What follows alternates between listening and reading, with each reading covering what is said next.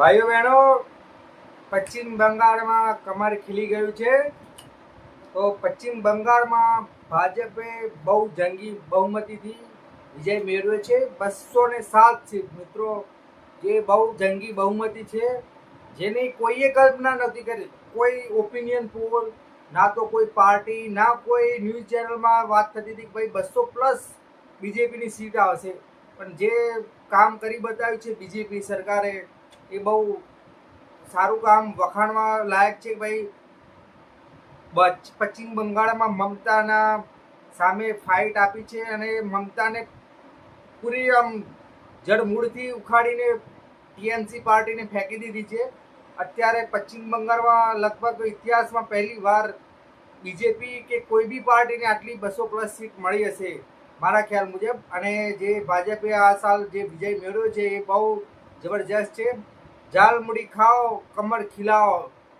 હવે જો નરેન્દ્ર મોદીજી જ્યારે પશ્ચિમ બંગાળના ચુનાવમાં પ્રચારમાં ગયા હતા ત્યારે ઝાલમુડી ખાધી હતી અને આ ઝાલમુડી આખા ઇન્ડિયામાં ફેમસ થઈ ગઈ હતી.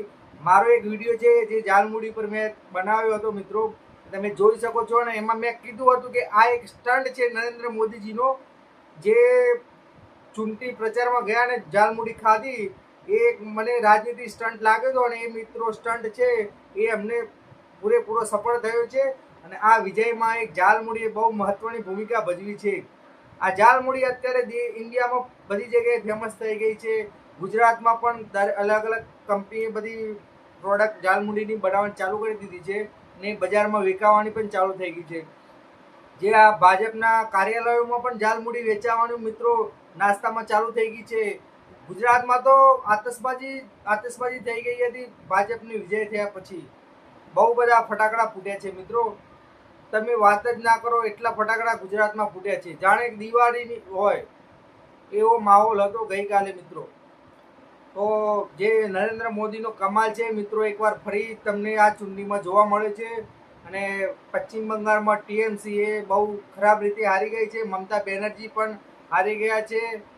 જે એમના ટીએમસીના દિગ્ગજ નેતાઓ પણ ઘણા બધા હારી ગયા છે.